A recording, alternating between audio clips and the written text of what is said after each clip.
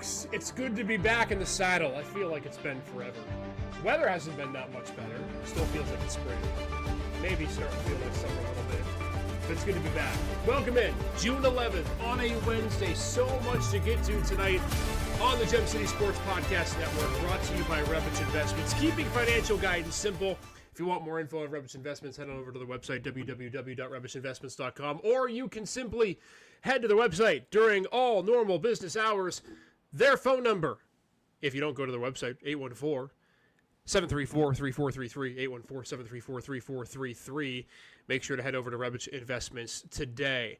What a show we have in store for you. I will tell you this much, that we have had a crazy last week or so. You obviously saw, if you watched our show on Monday with Flagship City Sports Talk, that Nick Artman and Paul Adams that got to react to Aaron Rodgers becoming a member of the Pittsburgh Steelers officially. We're going to talk a little bit about that more so in the next few minutes. But tonight, it's all about superlatives. I was not on the show Monday and did not get a chance to hand out my superlatives for District 10 high school sports.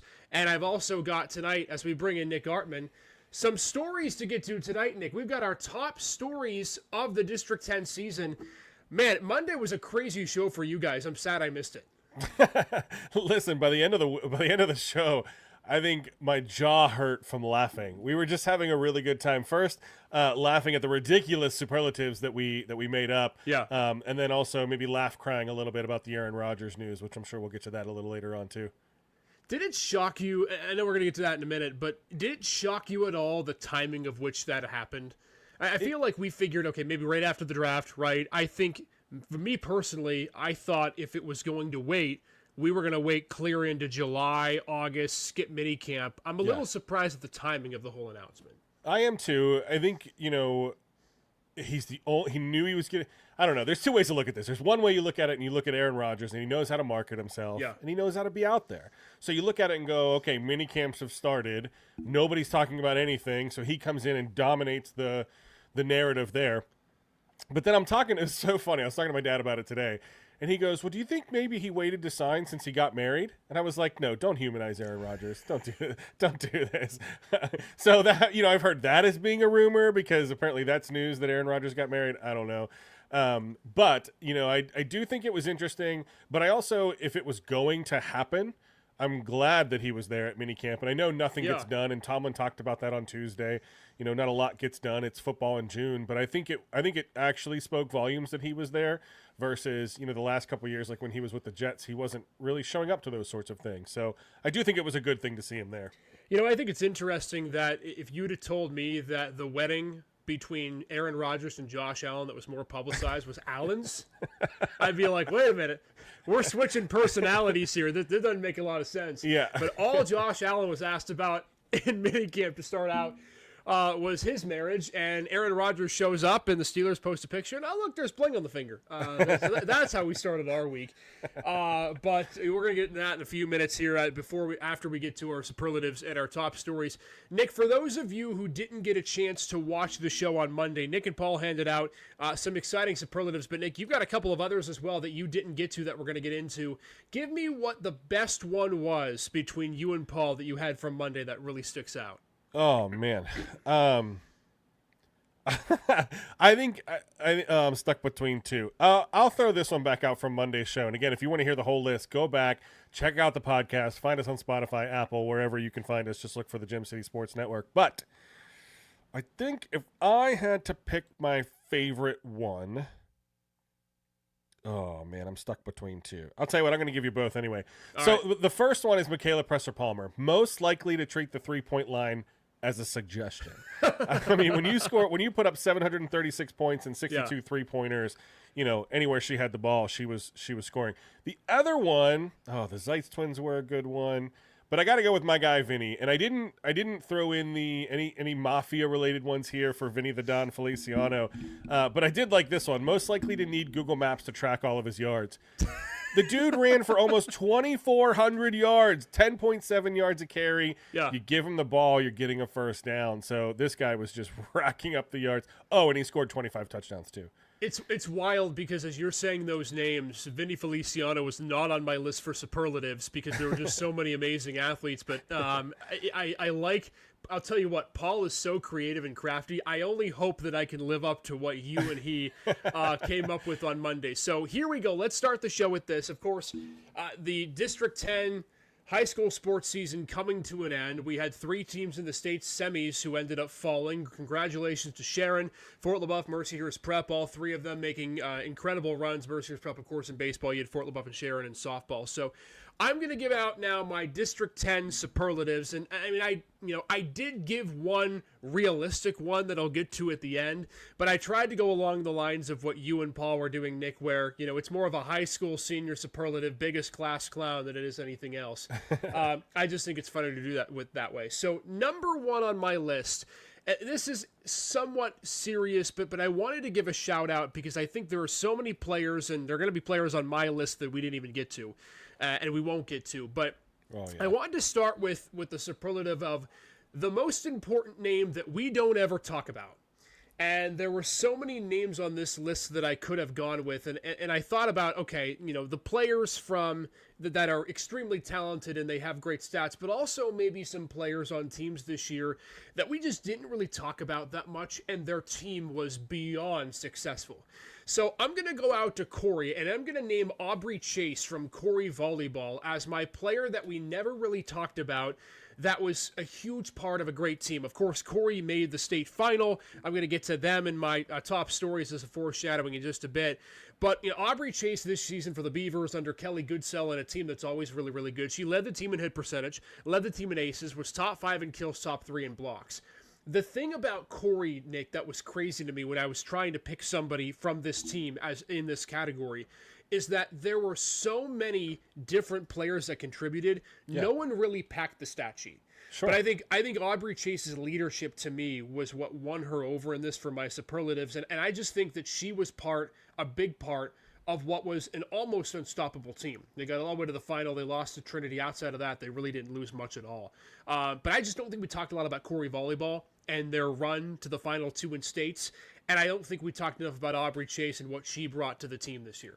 No, I think that's fair. And I mean, that's not a purposeful slight by any means. It's just, I tell my students all the time, let me put my professor hat on for a second. I tell my students all the time, when nobody ever gets totally excited about wanting to start out covering high school sports.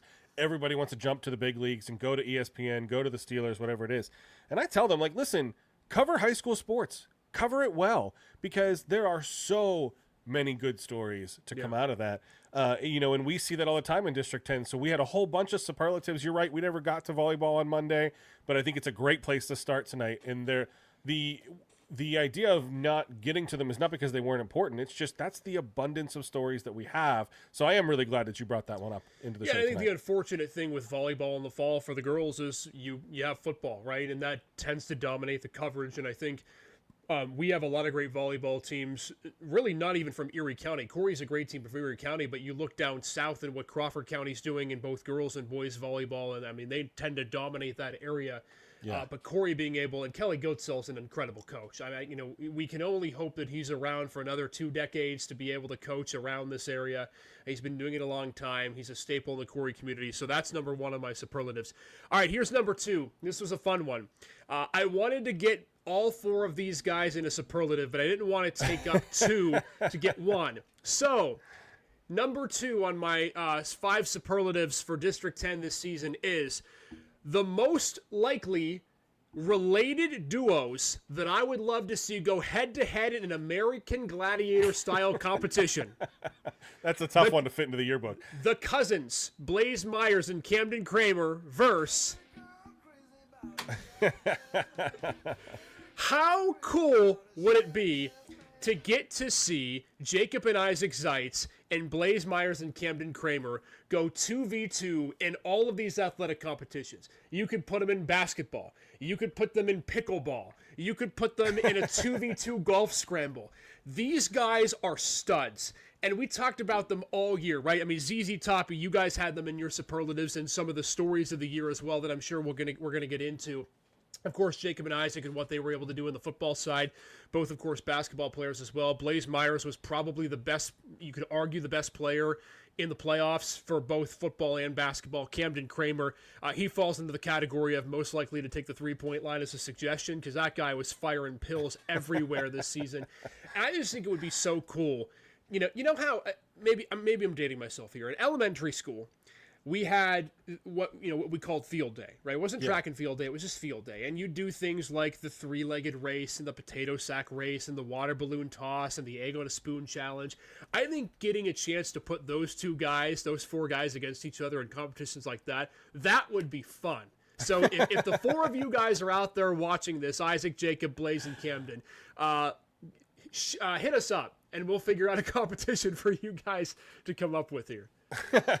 we should do. That's such a good idea. We need to, Hallie, pin this for a great idea for later. Hallie Parker hanging out behind the scenes. We need to actually hold a field day competition as like a way to raise money, and we could bring back high school athletes, graduating seniors, similar to like the All-Star Game or Save an Eye, which are great opportunities to get out. But I think just like a giant field day with like senior athletes from all different schools would be epic. Yeah, and I think that those four guys would be huge. I mean, they would have so much fun competing against each other. Yeah. I mean, the number of one-handed catches and behind-the-back fadeaway threes that we would see. Dude, move aside NFL, NBA, and MLB All-Star games. District 10's coming for you if we get a chance to do that. District 10 field day. I'm telling you what, man. This idea that we have, I think we got to run with it. All right.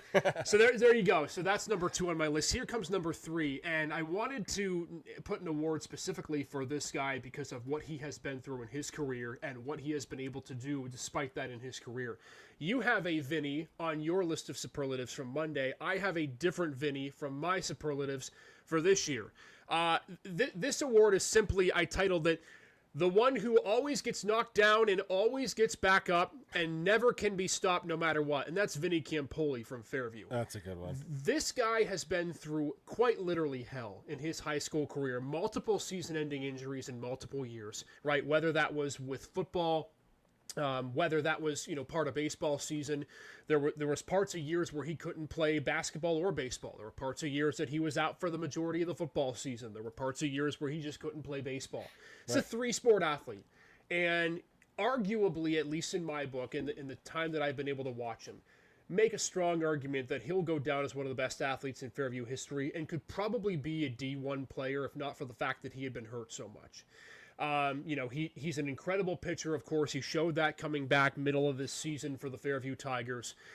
We didn't really get to see him much in basketball season because that was really the time that he had been hurt the last couple of seasons, but he's a good basketball player and, of course, a starting quarterback who, and I've talked to Mark Sobolewski multiple times, he just calls Vinny such a gritty guy who's such a huge team leader and never has to worry about him making huge mistakes. So I wanted to shout him out because I think there's so much adversity that you go through in high school sports. This guy's been through it more than anybody, and he gets knocked down in the mud. He gets back up every single time, and I wish him well as he graduates and moves on to bigger and brighter things. But this guy's been a warrior, and he's a heck of an athlete, and even more wonderful person. One of the nicest guys to talk to that I've ever talked to as well. So Vinny Campoli, the one who gets knocked down but always gets back up. I think that's a great one. I mean, the injury he sustained his junior year too, right? His junior year was the first big injury? I believe, yes. And, that's a tough injury to come back for the lower leg injury. And to come back your senior year and then do it to the other one, and then to still come back and play, into finishing up baseball. I agree. I think that's a great way to put it. I mean, he is a guy that battles. I think he's still got a lot left in the tank, and it'll be curious to see where he ends up. So Vinny Campoli, he's number 3 on my list of superlatives. I've got 2 more. I'm going to save my traditional one for the end, but this one I found very difficult to choose from because there are many players that we covered, Nick, that are just they're gamers, but they're also big time gamers, right? Big situations, big plays. They just come up with moments that make your heart drop for opponents and make you excited if you're a fan. So my next category is, and I did not put this in a betting sense because, of course, we don't bet with high school, and, we encourage you if you're going to bet responsibly. By the way, if you want responsible financial advice, Todd Rebich might have some good advice for you from Rebich Investments. Most likely never a doubt scenario that always plays out how we think it's going to play out. And the award goes to Gabby DeLuca getting a strikeout in a leverage moment. How could I leave her off this board? Nope. The numbers speak for themselves, right? 200 plus strikeouts. She was the sole reason why McDowell had a chance to advance in that final game of the season, in a game that went the distance and more. And of course, she was a factor in other sports as well, playing volleyball for the McDowell Trojans. I'll just say this about Gabby. I say this in the nicest of ways because I don't mean it in a bad light, but she was so, I want to say, almost emotionless out there, and I think that was a good thing. The stone cold killer mentality, right? Just locked where in. she just knew, right? She was locked in, even in a situation where, in a rare instance where there's multiple runners on or the bases are loaded. Right. She gets that strikeout. And she, with respect to Maddie Vogan and Sophia Primavera, who are incredible pitchers, not sure that I would pick any other pitcher in District 10 this season to get a strikeout for me in a leverage situation than Gabby DeLuca, just because she's done it so many times. Oh, yeah. You can make the argument, okay, so Primavera, Vogan, they're both sophomores. They're capable, and we saw even last year with Vogan, giving up hits in big situations because they just don't have the experience yet of facing consistently top-tier teams, top-tier squads, top-tier players.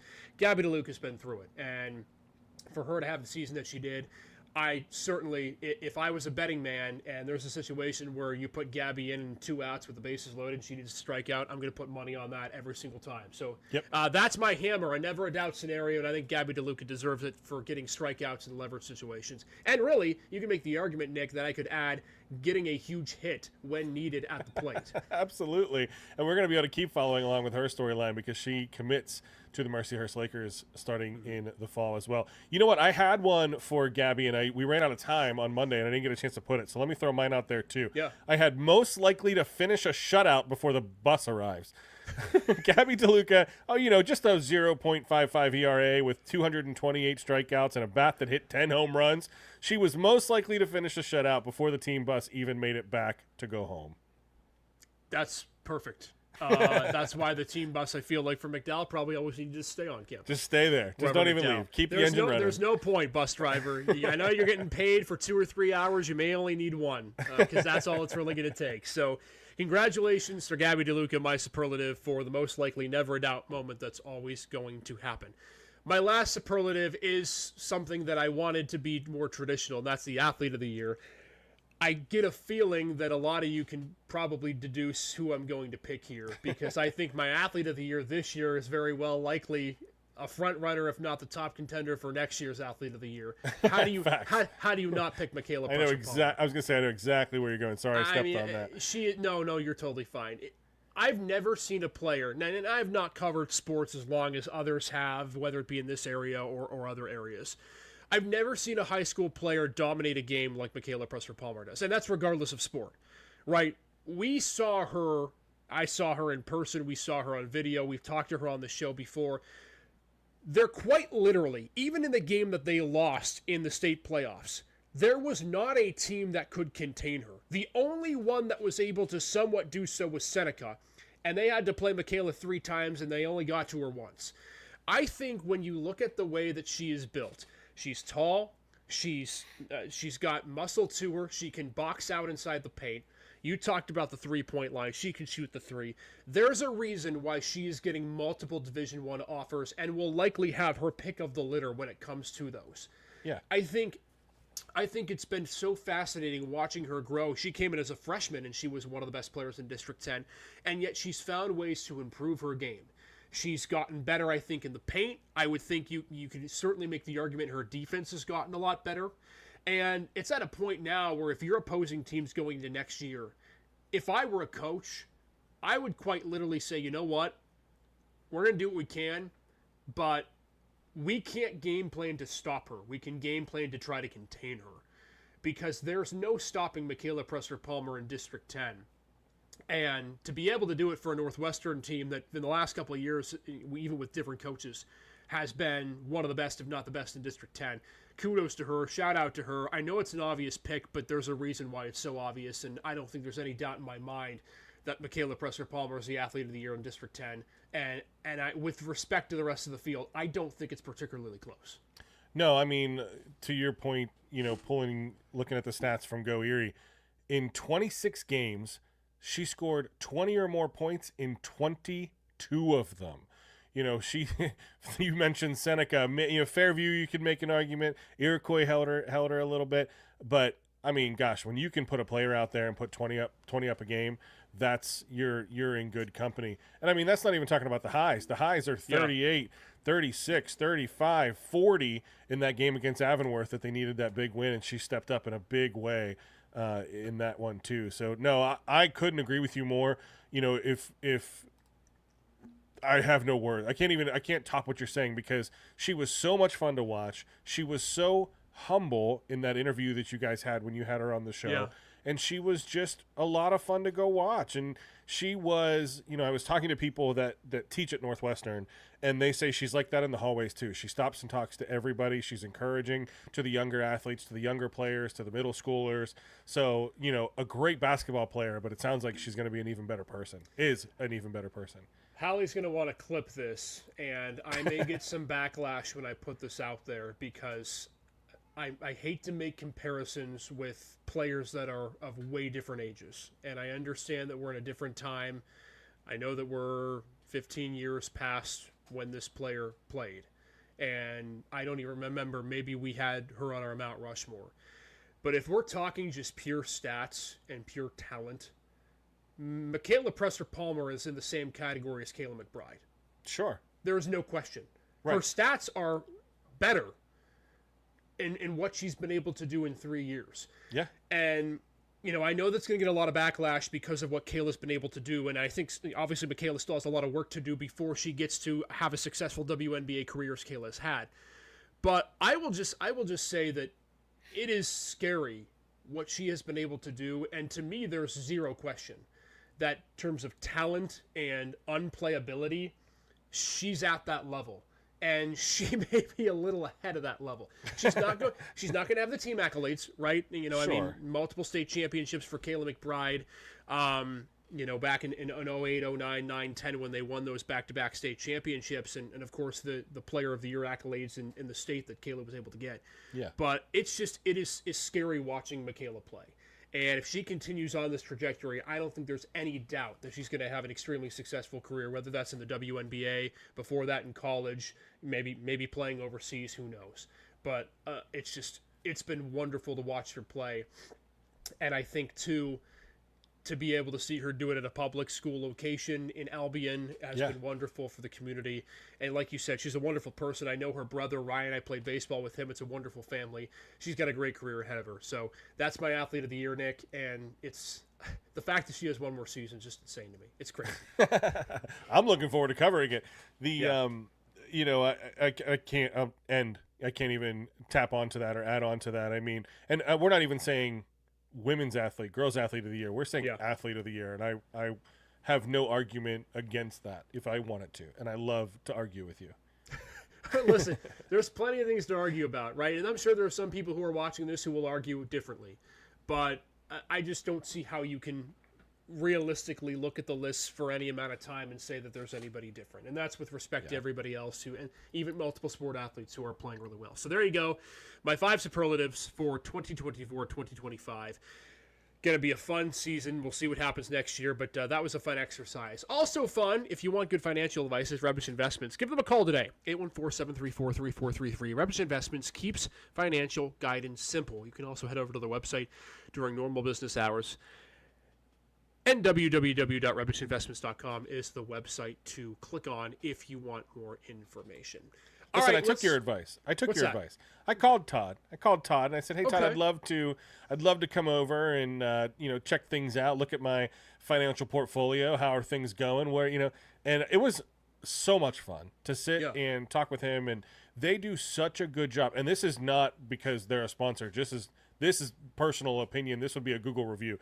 Go out and get there, because they not only just help you with your financial advice, they look at everything you have in your portfolio, make sure, it matches with your goals and what you want to do with your family. So yeah, no, I mean, obviously they're a sponsor of the show and we're so thankful to have them, but I can give you the firsthand account that it was a wonderful experience too. And this coming from a guy who knows nothing about financial success and Touché. or how to add. Give me a box score. After that, I got nothing left.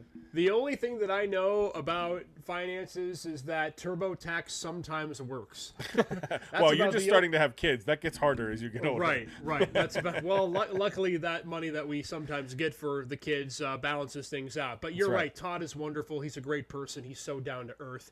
And he's so embedded in the community, too, and something where a lot of people, I'm sure, watching this show know him and think very fondly of him. So head over to Rebish Investments today. Heck, even if you want to just have a cool conversation with Todd, it's a great time to pop in and make sure his schedule's open because he's a busy man. But nonetheless, Rebish Investments, a proud sponsor of our show. All right, Nick, time for our top stories. This is our other part of our District 10 season wrap-up. I've got 5. I don't know how many you have. It depends. I got about 3. I got 3. Cool. So but I can throw some more. We'll try to alternate here and give our District 10 stories. I'm going to give my first 2 right off the bat. And, these are, of course, the storylines that we loved all season long. A disclaimer, there are plenty more. We're not going to get to all of them. There are many teams. I even have some honorable mentions down here that I'm going to start with first. Or maybe I'll do those last. I'll do those at the end as like a one more. But, Nick, so many storylines, so many great things in District 10. It was wonderful getting to cover it and be a part of it all year and talk about it. So here we go. I'm going to start with my 2 top stories because these are the ones and the people that I've already talked about. Number 1 is Michaela Presser-Palmer having the season of a lifetime and probably going to just be her second best season in her career because her senior season will be better. 25-1 went Northwestern. They were undefeated until their loss in the state tournament. Of course, Michaela, multiple D1 offers. She had nearly 30 points a game this season. And listen to this too, Nick. I went from a team aspect of things. By my count, there were 5 games all season that Northwestern played that were within or less than a 10-point margin of victory or loss. I mean, they didn't just win; they dominated, and Michaela was at the forefront of it all. No, I think you're right, and that was the note that I was going to make too. Obviously, this is the one that I wanted to bring up. Not even just Michaela's obvious amazing season, but it was a team as well. I mean, and she would be the first one to tell you that it absolutely is a team game, and they were able to spread the ball around, and they had great defensive matchups as well to kind of help get the ball back to MPP. So, no, I think it was a lot of fun. And you said this earlier when you were talking about her as your player of the year. I think the fact that it was Northwestern, that it was a small school, that it was coming out of Albion, I think that makes the story all the more fun to follow because it almost has that little bit of not a Cinderella story, but an underdog moment, I guess. Yeah, and I think we saw it last year before Steve Sawin came in, what Northwestern could be. And I think this year with Steve, what he's really done is he's honed in the defense, and we see it now, right? Not only did Michaela put up points, it just became increasingly difficult for teams to be able to score. And that was a deadly combination. I mean, it worked in so many games, right? District 10 playoffs, especially that win against Mercyhurst Prep where they only put up 46 and they still were able to hold defensively. I think the Fairview game early in the season where they only gave up 30 points and ended up coming away with a win was a huge momentum booster for Northwestern too, because we know how Aaron Garrity is great at defense with his team. And no question, to me, it was the first storyline that I thought of and the season that Michaela had and Northwestern girls basketball had. Number 2, Nick, for me, is back to ZZ Top, making a case, you could say. And I know that there are plenty of brothers in General McLean sports history that have had great history, but Isaac and Jacob Zeitz making a case for the best brotherly duo in General McLean sports history in the way that they were able to play this season, specifically in football. Of course, the 1,200 receiving yards nearly for Jacob, taking school records both in passing and receiving for both him and Isaac.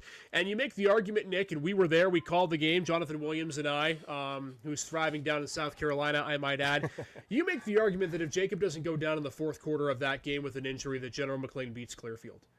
Without a question. I mean, those two were just almost unstoppable. And to get to see their run, too, was great. And, we heard Marshall McCormick sing their praises, but what a freaking awesome season for those two guys. And I really hope for their sake that they have a wonderful career, whether it be in sports or in life, because they certainly deserve it.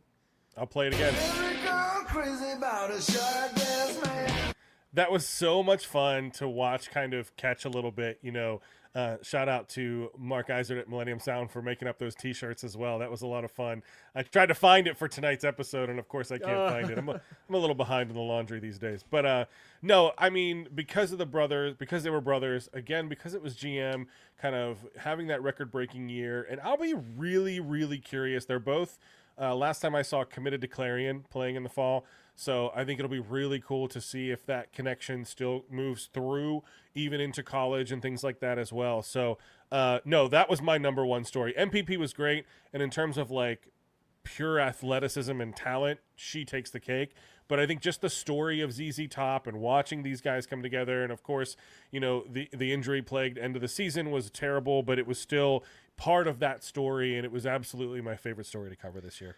Be interesting to see if they both end up both end up playing football, what positions they go as. I don't see Isaac being a quarterback. I think you could make Jacob still a wide receiver. Maybe they put him on defense. Something maybe similar with Isaac. We'll see, but it'll be fun. Obviously, Gannon, we have Clarion on the schedule for PSAC West, so hopefully we get a chance to see them back. That game's at McConnell Family Stadium this year, so hopefully we get a chance to see what those two guys bring to the table when Gannon when we meet them. And again, I just so happy for them to be able to get to see what they do in college. All right, number 3 for Clarion football does have them listed as quarterback and wide receiver. Okay. So there that's you go. Per their athletic site anyway. So we can only hope that maybe Isaac gets a chance to that would be a lot of fun to see, and Isaac get a chance to start in that game, especially with the local tie. All right, number 3 for me, Nick, and then you can, if you have another one, you can get to one that you have here for me. This kind of flew under the radar a little bit, partially because for the boys, specifically in the regular season, they were not the District 10 champs, and they were not the regional champions. But Cathedral Prep boys and girls soccer are both making runs to the state final as number 3 on my list of my great stories from this season. The boys, in a heartbreaker, albeit, didn't even win the district, right? Fairview took them down to the championship game. That was part of a region of death, right? Where you had Fairview, you had Harbor Creek, Northeast had a great team this past year, Cathedral Prep. And we knew that whichever teams got into states were going to have a chance to make a great run. You saw Cathedral Prep get there and just have a great run ultimately to the state final before being dropped 4-0. Same with the girls, 6-0 in the region. They won 20 games in the season. They made the state final as well. You know, to me, and I'll get to this saying in a second for another team, but I'll tell you what, Death Taxes Cathedral Prep Soccer, they just always find ways to win. They have 2 of the best coaches with Peter Wagner and Sam Toyega, and they're going to be in the thick of things whether they have a great regular season or not, and that showed this year, especially for the boys. No, that was a good one. That was a lot of fun to watch. I mean, not like you said, it was because of that last end-of-season push.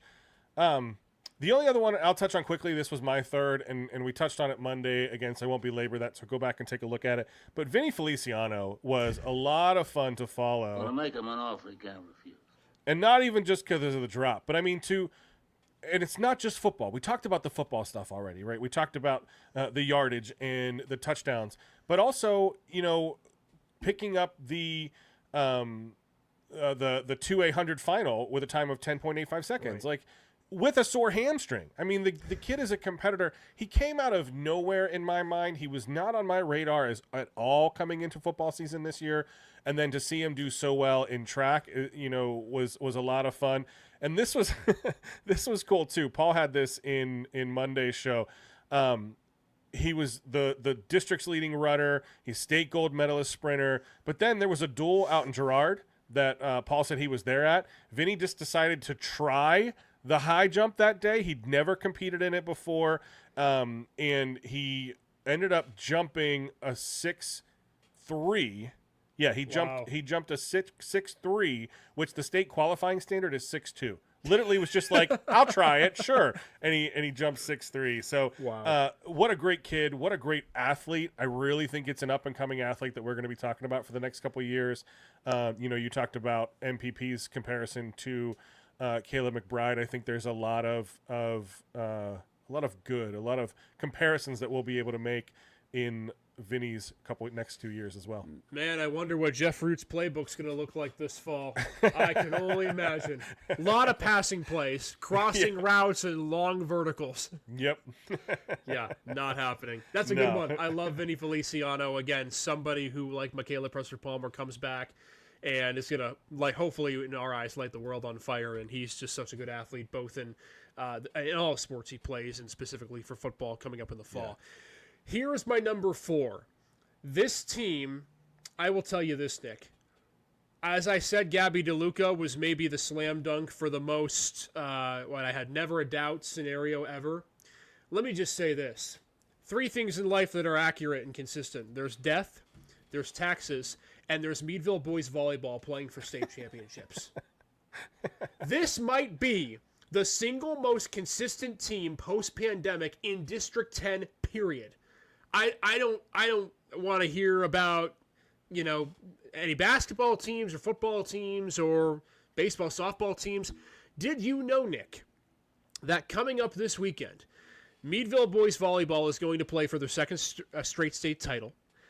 They have been to a state championship match in 5 of the last 6 seasons, right? That's right before COVID in 2019. They took down Shaler in the semis 3-0 to get here. They have a guy on the team, oh, by the way, named Luke Sorensen. Don't know if you heard of him. Now 2 straight years he's gotten a chance to play for the U.S. Junior National Team in the past couple of weeks. Literally, I think a few days ago, he got off of a plane, jet-lagged, dog-tired, and led the team in kills in a state playoff match. Okay? Luke Sorensen is a beast. And here's the 2 craziest stats that I have gotten, and this is per Alex Toper of the Meadville Tribune, who does a great job of covering the team down there. This year, Meadville's 57-1, their record in sets this year. Did you know, Nick, that since head coach Nick Bancroft took over as head coach, Meadville is 113-3. They have been to more state championship matches than they have losses in 6 years. That's insane. I couldn't pull that off in a video game. It's wild to me. And we talk about the success of singular teams, right? When you think of the consistent teams, you think of Cathedral Prep girls basketball, McDowell football, baseball, softball. There's always teams, right? There's several teams that just have, every year they're going to be great. Yeah. I'll tell you what, Meadville boys volleyball, they just take the cake. They pound the crap out of the ball. I watched them last year in the run of the state championship and covering them for the TV station. They're not beatable unless you get to a state final game and they have an opponent, and they have a chance now for the second straight year to beat Manheim Central in the state championship game. So good luck to them. But that easy story for me for my top 5 stories of the year, Meadville boys volleyball. It's an ongoing occurrence, Nick. They just keep winning. Do you know how hard that is? I mean, think about that. Think about that, right? You said how many years was he coach? He's been 6? since 2019. Okay. So technically 5 years of, I guess 6 years of playing, right? Because you didn't have a season in 2020. Imagine the turnover that you get at the high school level, right? I mean, we're not talking about, a professional team that keeps their players every year. These are new players rotating in and out every year. So being that he's been there for 6 years, he's seen an entire class come and go. So to take away graduating seniors and plug and play, and to keep that level of excellence, of quality, of talent is all the more impressive at the high school level, in my opinion. Well, let me throw this out there, too, because I'm sure people who don't watch are thinking, it's boys volleyball. There can't be that many good teams, right? No, sure. No. Sagertown and Cochranton almost traditionally are a top 10 to 15 team in the state in their class. Right. So, Meadville not only has to go through you can make the argument their state bracket's even easier than their district bracket, because in a lot of years, not necessarily this year, Sagertown was the team that was right on their heels this season. Sure. But you have Sagertown and Cochranton down in Crawford County. Obviously, although in a different classification, McDowell has to play, gets to play Meadville in the region. There are plenty of great boys volleyball teams in District 10 that Meadville just completely crushes almost every year. And it's wild to get to see. And then when they get to the state tournament, they don't have a weak link, Nick. They just don't. They haven't since 2019, and that's a testament to Coach Bancroft and the pipeline of boys volleyball players that comes through Meadville right now. Luke Sorensen, of course, being their ace in the hole, but they've had a lot since he came to town. Like I said, how could you not love covering high school? How could you not? I mean, it's like, I don't know. I don't get it. I think it's so much fun.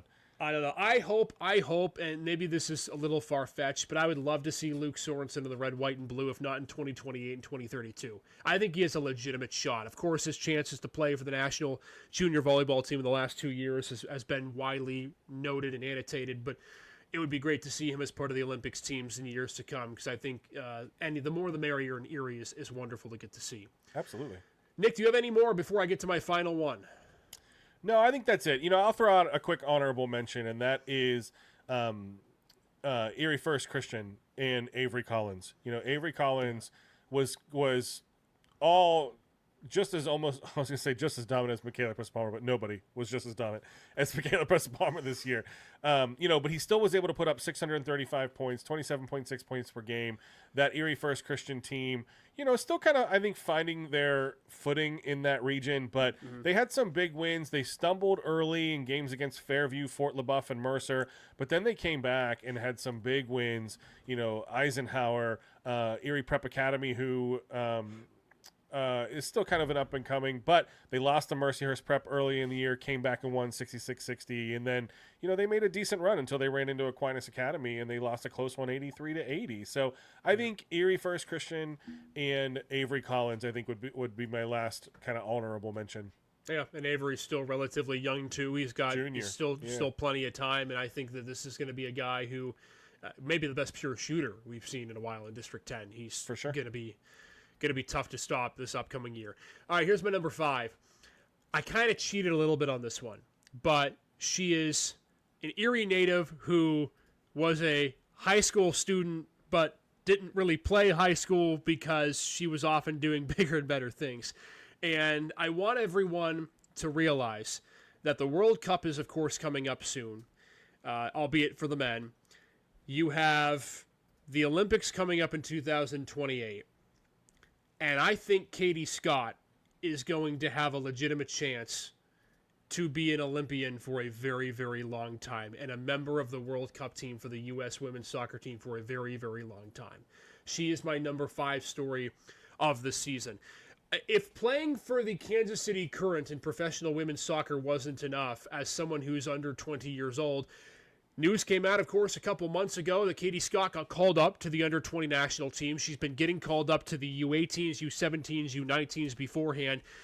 But U20s is huge because that really isn't, from what I've read up before this show, it's really that threshold team, right? If you can make the under-20s and perform well, you're in a really good spot to be an Olympian and a World Cup player when you get to be of that age. And of course, right now, Katie, you can make the argument, is getting close to that age where you can really play for one, and just got done a few days ago with taking home 3rd in the U20 CONCACAF Championship. So she now gets to play in the U20 World Cup in 2026, in theory. Again, we think that's the trajectory that she's on. And I'll just say this, I mean, it's great to get to see her success, but also to the consistency that she's had. She's again, going to be somebody that we see from Erie, I really think, in the Olympic and the World Cup scene for years to come. I think that one is almost a guarantee, barring some crazy injury. But Katie Scott, to me, could not be left off this list, Nick, because of what she's done in the last 2 to 3 years in her soccer career. No argument here. I mean, and I think you're right. I think it'll be a lot of fun to see, the future growth of her career as well. Yeah. No question. So Katie Scott is number 5 on my list. Then 2 honorable mentions, Corey girls volleyball making the state title match, and one that is now geared up for the future, Nick, into the fall here. This was the most intriguing non-playing story that I saw, and that we got a chance to look at here. Mike Mishler is back on the saddle at Cathedral Prep. Yeah. And we Absolutely. know what he has been able to do in 2 stints there. We know how fondly recognized he is with the Ramblers.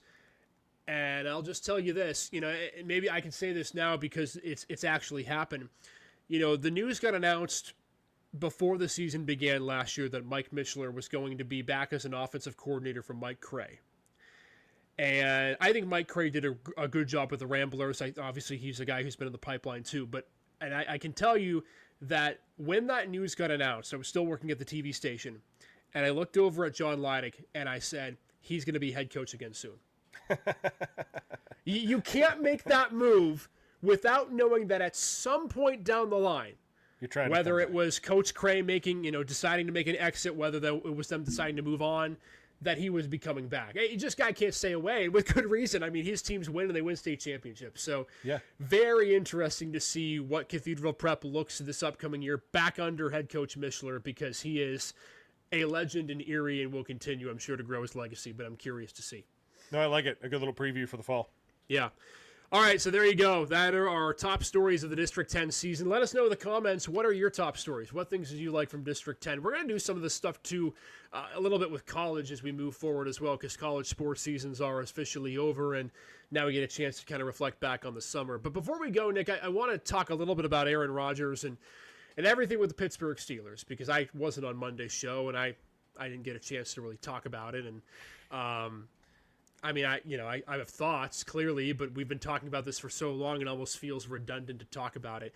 But for those of you who didn't watch, I want to get first your thoughts when it comes to Aaron Rodgers, and now that it's official here. What say you? Because I have a take that may surprise you based on what I've been saying. You know, I talked about it on Monday. I worry about, like, what does this mean for the Steelers this year? All right. So let me give you the good and the bad. I think the good is we have that question that we tried to answer, what was it, a month or two ago now, where we were saying, you know, on one hand, you're drafting all these guys, but then you're trading away pick-ins. Like, are you trying to build a team to make a run to the playoffs, or are you trying to rebuild?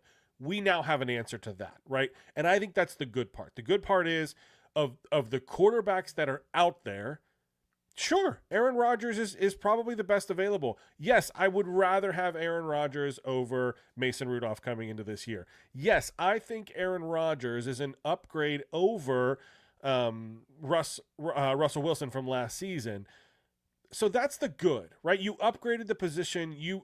In Tomlin's mind, they are trying to make a run. I do think they'll try and re-sign Watt. If not, they'll at least franchise. They'll give him the 1-year deal. We'll see what happens. You know, the players have kind of lost all the power in these types of negotiations with the new CBA. So I think the team is built to win now. I think they're going to go as far as they can, right? That's the good. I think they are putting themselves in the best position to compete. However, the bad news is I still don't think they can compete. They're still the third best team in the AFC North, and that's just the North, let alone, you know, you talked about Josh Allen earlier. We're talking about Pat Mahomes. I just don't think that this is enough for them to get over the hump, and I don't think it's worth the spectacle that Aaron Rodgers is going to bring. And let's take all the other side, all these other, the chaotic Aaron Rodgers that comes. You talked about it earlier. I think that he was brought in at a good time. He seems to be wanting to mentor. Oh my gosh, I'm blanking on the rookie that they just drafted, Will Howard. That, you know, he's willing to mentor Will Howard. He's trying to be team first. These are things that he hasn't done in the past. So he's saying all the things. He's doing all the right things. The contract is awesome. Sorry, I'm going on a tangent. I'm almost done. I promise. I'll let you talk. But the contract is awesome. It's a $13.65 million base with a $10 million salary. Okay. And then the ton of like 5.85 in incentives. So you need to win the Super Bowl to get that 20 million that it almost reaches. That's great. It's a team-friendly deal. I just don't think Rodgers has it left in the tank, right? There's only been one quarterback who has had success at the age of 40, and that's the robot Tom Brady. So that's my fear with this whole Rodgers thing is they're going to be on ESPN. They're going to be in the news. They're going to be in the media. But what is the ceiling with this team with Aaron Rodgers at quarterback? And I think it's still a 9-8 season. That's a fair point. All things fair points. And so I think I'm going to reflect on this in a similar way, but I will also share a different side that I have not been proposing with Aaron Rodgers when I talk on this show. I'll start with the bad, because as you and I, we admittedly both enjoy watching Steeler football. We consider ourselves fans, and but as objective podcasters, not journalists, I will come at it from this angle. The Pittsburgh Steelers are a very calculated organization, right? They don't make decisions on a whim. They don't make decisions on a prayer, and they don't hope that one player is going to get them over the hump. And the thing that's concerned me most with this whole process, I'm not a huge Aaron Rodgers fan. I think if he could be serviceable this year, he could help the team. But for me, it was the entire process.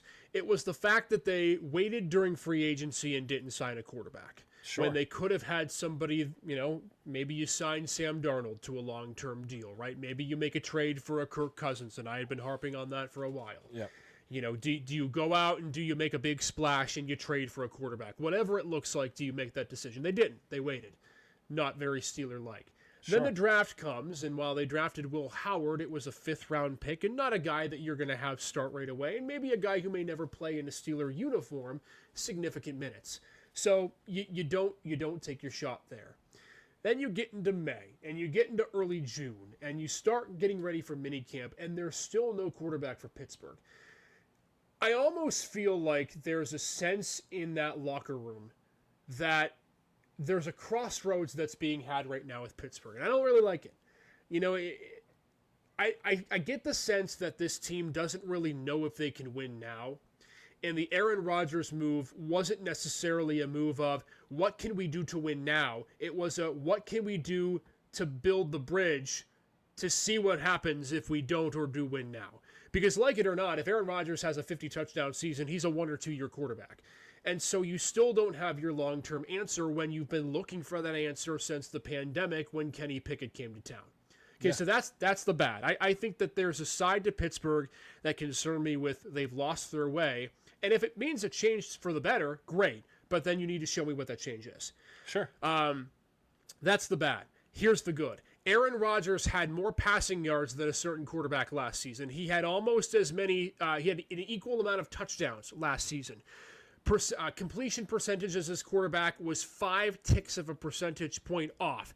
He had nearly a better passer rating, more first down passes, equal amount of passes, 20-plus yards or more, and was sacked 26 more times in the process. I'm comparing him to a quarterback. Nick, want to take a guess who that quarterback is that I'm comparing him to? Sam Darnold. Try again. I'm trying to think of other aging quarterback. Matt Stafford's too good. I'll give you a hint. Jared Goff. He may have earned some hardware this offseason. Oh, no way. I'm comparing him to Josh Allen. No way. Yeah. I don't buy it. Yeah. No. Fact checks. Fake news. Okay. Where? Fair. Kidding. I'm just kidding. There are people who accuse me of that all the time. It's fine. You can fact check me. Just kidding.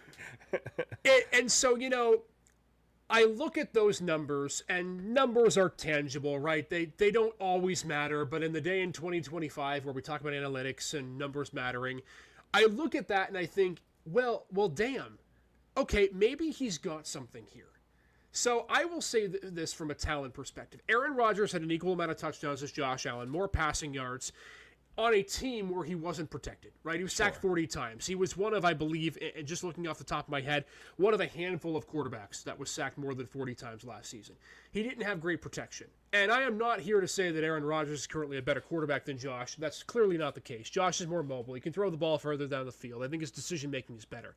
Yeah. But if you're telling me that as of right now, and I go back to what I talked about at the beginning of last season with Pittsburgh when we first started this podcast network, if you give me 28 touchdowns and 10 picks on the Steelers this season and 4,000 passing yards, my God, that's eons better than what they've had in the past. It's better than Kenny Pickett, better than Mason Rudolph, better than what you got combined from Wilson and Fields. You can do something with that. So I think when people in the media and people that follow the team say, well, Aaron Rodgers is washed. Yeah, sure, compared to his MVP self. But if you compare him to what the Steelers have had post Big Ben, this is clearly the best quarterback that you've had since number 7 hung up the cleats. Yeah, and I think you have to put that into perspective. Is he going to be a top 10 quarterback in the NFL? Probably not. Is he going to win you the division? Probably not. Could he outduel Lamar, Patrick Mahomes, or Josh Allen in a playoff game? I don't think so. But if you believe, if you're Pittsburgh, that you have enough of a talented roster around Rodgers, right, defensively with TJ and Minka and the rest of those guys you got, including your defensive line that you shored up in the draft, if you feel like Roman Wilson's a good number 2 option, Pat Freiermuth can take another step, DK's the DK that he was in Seattle, then Aaron Rodgers is going to get you to the playoffs and might help you to win a round. That's all I'm saying. Because his numbers, while not great, are better than what Pittsburgh has had. And the argument I made at the beginning of the year last year, Nick, was if Pittsburgh can have an average middle-of-the-pack quarterback, they'll be a playoff team and a contending team of the division. And what happened? They had a quarterback in Russell Wilson that was a little bit below that and still got to the playoffs and arguably could have competed for a division if they wouldn't have fallen off. So my question with Aaron is, will he stay healthy? Will he be what he has been in years past? But if we're looking just specifically at what the Steelers have had and what they need, they do not need, if they feel this way, and if you believe this, a top 5 quarterback. They need a guy who can get you touchdowns and not lose you games. So I just put that into perspective when I think of this team, because if we really believe they are a decent quarterback away, then that's what you have. You don't have a top 5, but you have a serviceable quarterback, and we haven't said that since Big Ben hung up the cleats. I think what you have is late 30s Big Ben. I think that's what you have right now. The smarts are there, the intelligence is there, the ability to read a defense is there. I just think the mobility isn't there, and sure. I don't even think that the season hinges on Rodgers. I think it hinges on how is this offensive line going to perform, right? Can they take that next step and really protect him, because he's going to need it all that he can. I think it's a great point. I'm fascinated by the plan. I hate to say, the more I think about it, the more I am starting to be okay with it. I still don't think that they're going to be a playoff team. I don't think they're going to make a deep run. I still think they're the third best team in the AFC North right now, and that's just because Burrow is incredible. But if that defense can play like it did 2 years ago, and I think the upgrades at running back could be there, you might be right. I'm skeptical at this point in Rodgers' career. Yes to everything that you said, but it's not hard to upgrade the quarterback play that they've had over the last 3 to 5 years. Oh, and trust me, I don't mistake what I just made a point as me changing my tune. I'm still not bullish on what Pittsburgh can do this year. I don't think that they have ultimately the depth. And to be honest with you, Nick, you look at their names and the talent they have name-wise, making the argument they're one of the most talented name rosters in terms of recognizability in the NFL. Yep. But we saw last year Minkah Fitzpatrick fall off a little bit. TJ Watt can only do what TJ Watt can do. Cam Hayward's on the back nine of his career. Who knows how many years, if this may be his last year that he plays. Right. And so I think what you're going to need to see from Pittsburgh, I agree. I think Broderick Jones and Troy Fautanu are the two most important players on this team this year. If they are what Pittsburgh drafted them believing that they can be, Aaron Rodgers can maybe sling it for 30 touchdowns. If not, he may have torn ACL by the third play of the game. And we'll be looking back 2 years ago and saying the Jets O-line was great for giving him a full drive. So, I think the biggest thing that I'm interested about, in addition to Rodgers and the offensive line, is just how do they start the season, right? Because we saw at the end of last season, Rodgers really kicked it into gear, albeit meaningless games. But he started to become flashy, show flashes of the Aaron Rodgers of old. I think if Pittsburgh can start off this season well, then who knows? They got a chance. And you make the argument right now, Nick, they've got 4 winnable games to start the year, right? You travel to New York in week number 1. You're clearly the better team in that matchup, despite what the Jets' defense is. Seattle, I think, is a winnable game with who knows how Sam Darnold's going to be. New England, despite the upgrades they've made, is a winnable game. And Minnesota is going to be starting a first-year quarterback. So, you could potentially be, and probably should be, 4-0 if you really want to be a playoff team come the bye week. And then you've got Cleveland on October 12th. So, I hate to be bullish, and again, I'm not saying that this because Aaron Rodgers is a superstar quarterback, but if you want a chance to make the playoffs, you should probably start the season 5-0 based on the schedule you have, because it gets bad and brutal after week 8, 9, 10. Stack those wins early. The schedule makers took what we thought was a hard end of the season last year for the Steelers and said, hold my beer. I just, I look at it and I'm thinking to myself, okay, you got Chicago on the 23rd, then it's Buffalo, Baltimore, Miami, at Detroit, Cleveland, Baltimore to end the season. Good freaking luck. Stack them early because you're going to need every win you can get. Yeah. I hate Listen, talking. if anything, this makes, let me put it this way. I love the move from a podcaster's perspective. We are going to have tons of talking about in the fall here when it comes to Steelers season. Hey, and you know what? I think that the nice thing about the NFL is they always give us something. And we thought when this news would come out, right, we talked about the fact that, okay, this would be boring. We wouldn't talk about this anything. And now, look, they've roped us in. Now we think Pittsburgh's going to be a playoff team all over again. It's like they know. They know. They have an idea of what they want. Oh, you got to love it. What a good episode tonight. By the way, Nick, who you got to win the U.S. Open coming up? Oh, man. At this point, I don't know that I can bet against Scheffler. He's so much fun to watch. He's been there all week. It's going to be – the course looks insane. So I got to go Scheffler. I was there on Monday. Got a chance to watch some of it. That rough, Nick, is worse than my lawn after 2 weeks of it not being mowed. It was looks crazy. Horrendous. I love the video of the guy mowing like on the hill with his hand on it. Oh. And the crazy thing is that, they showed some videos today of the guys putting on the first hole from 120 yards. Yeah. We saw that on Monday from 150 yards. It's crazy. It's just a brutal course. We spent a lot of time with the 300-yard par 3. Yeah. I don't know. I tried to get some of the people at Oakmont to let me try out a round, for a normal golfer, and they weren't having it. Maybe next time. Who knows? But I'm gonna go with the obvious. I think Scotty's gonna win. I want Scotty to win. I want Scotty to hold all 4 majors at once. I want him to win the Open overseas, and then win the Masters again in 2026. That'd be cool. That'd be crazy. Bryson will be fun too. That guy can drive the ball like crazy. He was putting it 350 on the range with zero effort on Monday in the practice range. My brother and I looked at each other and were like, "Damn, we suck at golf." Listen, I hit a 104 at Culbertson last week, so I'm on my way. Hey, look at break 100 once. It's all that matters. Bad day golfing's better than a good day at the office, so we'll take that. All right, Amen. We are back on Monday for Flagship City Sports Talk at 9 a.m. We got a fun show to talk about. We're going to be giving some live guests and things like that as we move throughout the summer, talking some previews as well as we get ready for the Save an Eye game, which is happening in a few Fridays from now. In fact, 2 Fridays from this upcoming Friday at Paul J. White Stadium in Harbor Creek. All right, we'll see you then, everybody. Thanks again for being a part of our network. We love you all. Thanks for being with us. And again, make sure to follow, like, subscribe on our YouTube, Facebook, and Instagram and X page. And listen, Spotify, Apple Podcasts, and wherever you get your podcasts. It's Gem City Sports Network, brought to you by Rebish Investments. See you all on Monday, everybody.